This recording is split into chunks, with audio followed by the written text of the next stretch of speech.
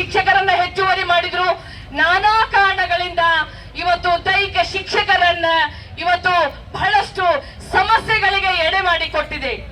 ಬಹಳಷ್ಟು ಬೇಜಾರಾಗ್ತಾ ಇದೆ. ಇವತ್ತು ಒಂದು ಶಾಲೆ ಶೈಕ್ಷಣಿಕವಾಗಿ, ಭೌತಿಕವಾಗಿ, ಆಡಳಿತಾತ್ಮಕವಾಗಿ ಎಲ್ಲ ರೀತಿಯಿಂದ ಅಭಿವೃದ್ಧಿಯನ್ನ ಹೊಂದಬೇಕಂದ್ರೆ ಅದಕ್ಕೆ ಮೇನ್ ದೈಹಿಕ ಶಿಕ್ಷಕರೇ ಕಾರಣ ಅನ್ನೋದನ್ನ ನಾನು ಘಂಟಾಘೋಷವಾಗಿ ಹೇಳ್ತೀನಿ. ಇವತ್ತು ಶಾಲೆಗಳಲ್ಲಿ 8 ಅವಧಿಗಳನ್ನ ನಾವು ಕಲಿಸ್ತೀವಿ. ಆ 8 ಅವಧಿಗಳಲ್ಲಿ ಸಮಾಜ ಉತ್ಪಾದನಾ ಕಾರ್ಯ ಇರ್ತಿತ್ತು, ಮೌಲ್ಯ ಶಿಕ್ಷಣ ಇರ್ತಿತ್ತು, ನೀತಿ ಶಿಕ್ಷಣ ಇರ್ತಿತ್ತು, ದೈಹಿಕ ಶಿಕ್ಷಣ ಇರ್ತಿತ್ತು. ಅನೇಕ ಎಲ್ಲವೂ ಇವತ್ತು ಮಕ್ಕಳಲ್ಲಿ ಉತ್ತಮವಾದ ಸಂಸ್ಕೃತಿಯನ್ನ, ಮೌಲ್ಯವನ್ನ ಬೆಳೆಸಬೇಕು ಅಂದ್ರೆ ಮುಖ್ಯವಾಗಿ ದೈಹಿಕ ಶಿಕ್ಷಕರೇ ಅದಕ್ಕೆ ಕಾರಣ. ಸಹ ಶಿಕ್ಷಕರಿಗಿಂತ ಮುಂಚಿತವಾಗಿ ಇವತ್ತು ಶಾಲೆಗೆ ಅವರು ಬರ್ತಾರೆ.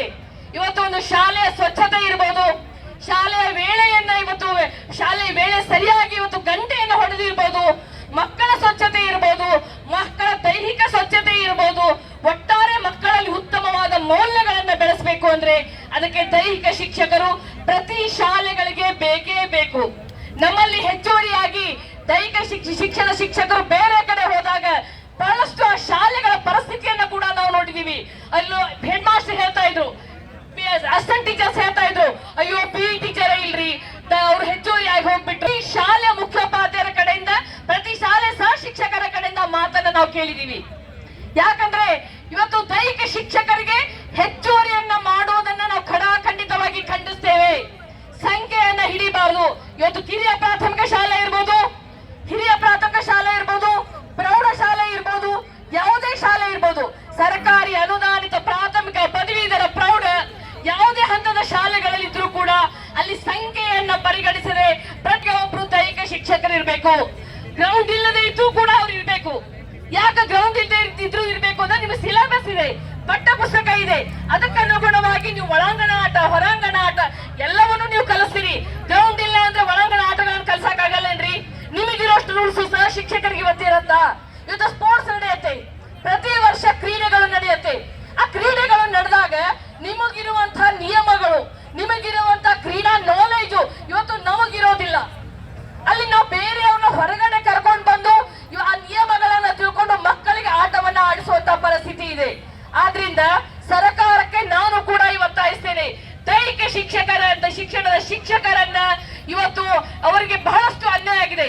ಜೊತೆಗೆ ಮಲತಾಯಿ ಧೋರಣೆ ಖಂಡಿತವಾಗಿ ಹೌದು. ನೀವು ಒಬ್ಬ ಶಿಕ್ಷಕರು, ನಿಮಗೂ ಕೂಡ ಕೇವಲ ಆಟ ಅಲ್ಲ, ನಿಮಗೂ ಸಿಲೆಬಸ್ ಇದೆ.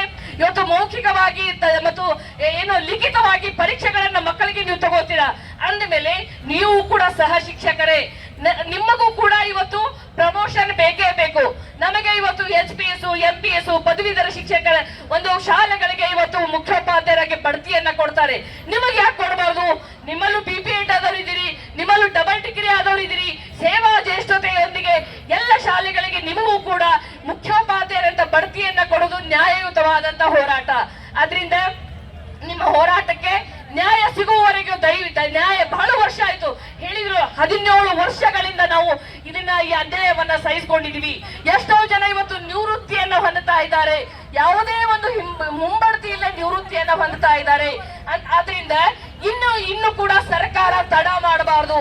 ಆದಷ್ಟು ಬೇಗ ನಿಮ್ಮ ಏನು ನ್ಯಾಯಯುತವಾದ ಬೇಡಿಕೆ ಇದೆಯಲ್ಲ ಅದನ್ನ ಸಂಪೂರ್ಣವಾಗಿ ಸರ್ಕಾರ ಜಾರಿಗೆ ತರಬೇಕು ಅನ್ನೋದನ್ನ ನಾನು ಈ ಸಂದರ್ಭದಲ್ಲಿ ಸರ್ಕಾರಕ್ಕೆ ಒತ್ತಾಯವನ್ನ ಮಾಡ್ತಾ ಇದ್ದೀನಿ. ಯಾಕಂತ ಹೇಳಿದ್ರೆ ಇವತ್ತು ರಾಜ್ಯದಲ್ಲಿ ಯಾವುದೇ ಹೋರಾಟಕ್ಕೆ ಕರೆ ಕೊಟ್ಟರು ನಾವು ಬೆಂಬಲವನ್ನ ಕೊಟ್ಟಿದ್ದೀವಿ. ಇದೇ ಫ್ರೀಡಂ ಪಾರ್ಕ್ ನಲ್ಲಿ NPS ಹೋರಾಟಕ್ಕೆ ಕರೆ ಕೊಟ್ಟರು ನಮ್ಮ ಬೆಂಬಲವನ್ನ ಕೇಳಿದ್ರು. NPS ಹೋರಾಟದಲ್ಲಿ ನಾವು ಖಂಡಿತ ನಾವು ಭಾಗವಹಿಸ್ತೀವಿ ಅನ್ನುವಂತಹ ಮಾತನ್ನ ಹೇಳ್ತಾ ಇದೀವಿ. ಆದ್ರಿಂದ ಬಹಳಷ್ಟು ಇವತ್ತು ನಮ್ಮ ಸಂಘದ ಮಹಿಳೆಯರು ಆಲ್ಮೋಸ್ಟ್ ನಮ್ಮ ಸಂಘದಲ್ಲಿ ಪದವೀಧರ ಶಿಕ್ಷಕರಿದ್ದಾರೆ, ದೈಹಿಕ ಶಿಕ್ಷಕರಿದ್ದಾರೆ, NPS ಶಿಕ್ಷಕರಿದ್ದಾರೆ, ಎಲ್ಲರೂ ಇದ್ದಾರೆ. ಆಲ್ಮೋಸ್ಟ್ ಬಹಳಷ್ಟು ನಮ್ಮ ಸಂಘದ ಬೇರೆ ಆಕೆಯಿಂದ ಸ್ಪೋರ್ಟ್ಸ್ ಗಳು ನಡೀತಾ ಇದೆ.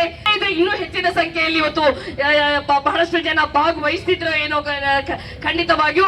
ಆದ್ರೂ ಕೂಡ ಇಷ್ಟೊಂದು ಜನ ಇವತ್ತು ಎಲ್ಲವನ್ನು ನಿಮ್ಮ ಸಮಯವನ್ನು ಬದಿಗೊತ್ತಿ ನಿಮ್ಮ ನ್ಯಾಯಯುತವಾದ ಹೋರಾಟಕ್ಕೆ ಇವತ್ತು ನೀವೆಲ್ಲರೂ ಇವತ್ತು ನಿಮ್ಮ ಸಮಯವನ್ನು ತಗೊಂಡು ಬಂದಿದ್ದೀರಾ. ಖಂಡಿತವಾಗಿ ನಿಮ್ಮ ಜೊತೆಗೆ ನಾವಿದ್ದೀವಿ. ದೈಹಿಕ ಶಿಕ್ಷಕರ ಯಾವುದೇ ಹೋರಾಟಗಳಿಗೆ ನ್ಯಾಯ ಸಿಗುವವರೆಗೂ ನಾವು ನಿಮ್ಮ ಜೊತೆಗಿರ್ತೀವಿ ಅಂತ ಹೇಳಿ ನನ್ನ 2 ಮಾತುಗಳನ್ನು ಮುಗಿಸ್ತೇನೆ.